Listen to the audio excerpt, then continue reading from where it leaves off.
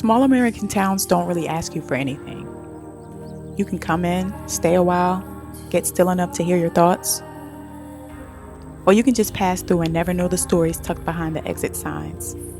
Where bigger cities boast constant change and motion, small towns are in no rush to be anything, and they don't expect you to be either. They don't pull on you. They don't come looking for you in the hustle and bustle of the world.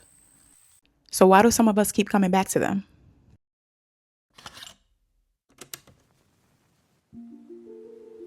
I ended up in my micro town of less than 3,000 people a few years ago when my mom had a stroke. She was soon after diagnosed with ovarian cancer and was going to need universal care.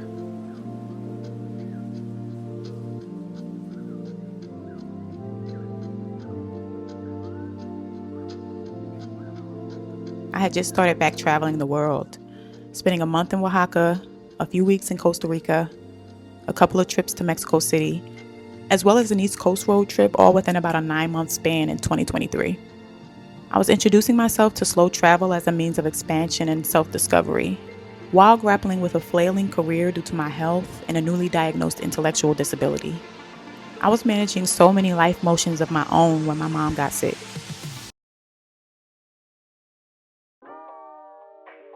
Believe me, it had to be something drastic to bring me back here at such an expansive time in my life.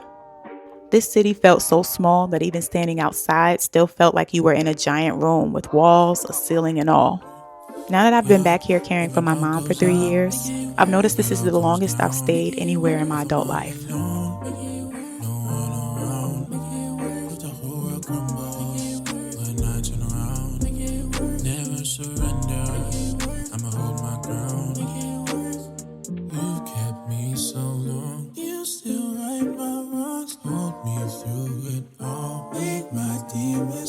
I'm a mover and an eccentric soul, and if there's a vibe, I will follow it. So being faced with becoming my mom's sole caretaker has oddly not even been the most taxing thing about my reality. The biggest challenge has been the isolation.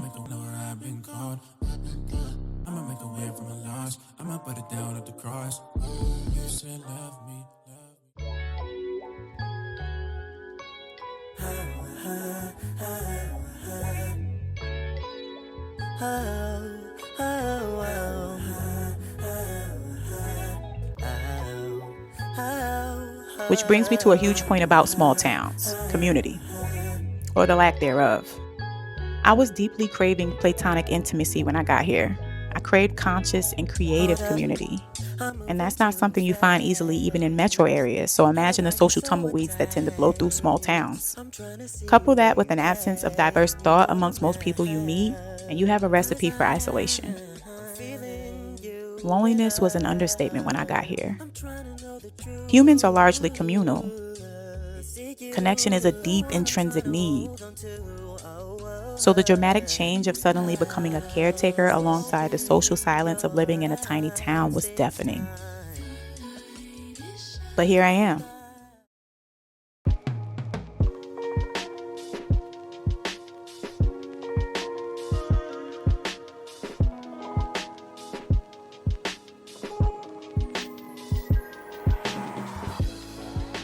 The South has still not asked me for a thing except to grow where I've been planted.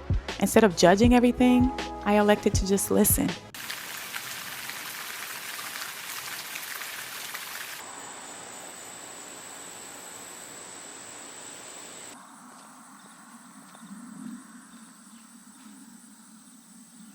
Instead of comparing my town to larger, more exciting cities, I decided to just relax and notice things about mine.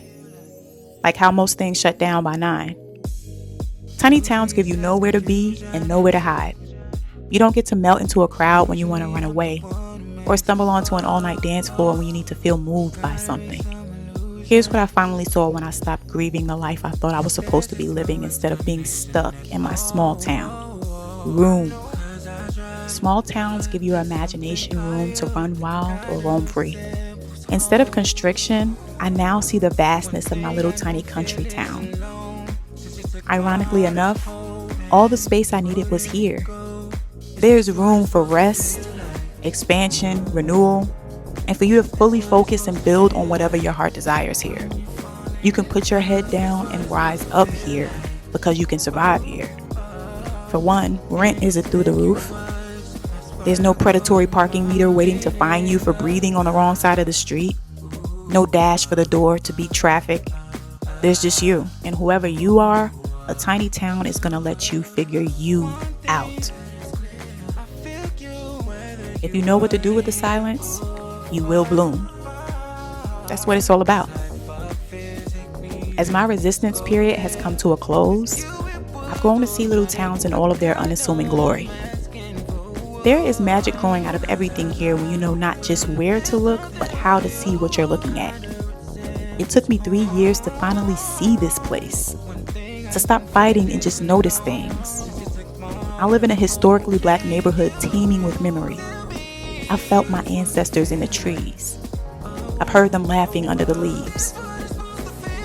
I've finally settled into the area, and it has settled a thing in me. When I finished crying about the life I thought I was missing out on, I got up and danced in the dirt. As I've softened and allowed this place to heal the high-strung, burnt-out woman in me, I freed the little girl as well. If I wouldn't have chosen the scenic route, I would have missed myself.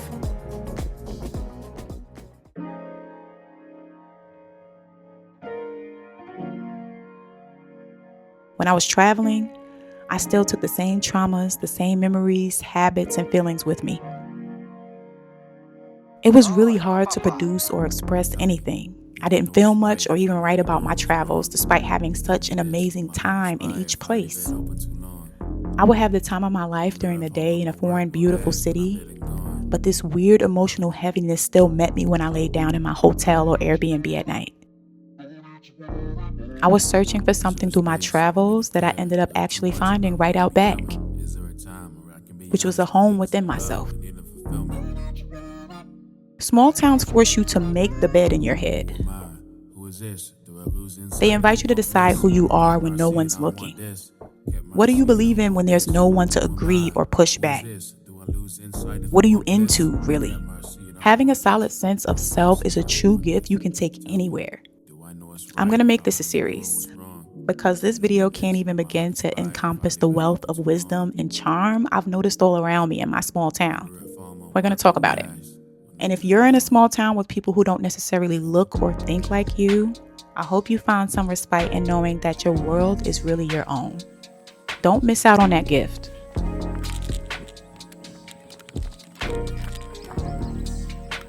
Bloom where you're planted.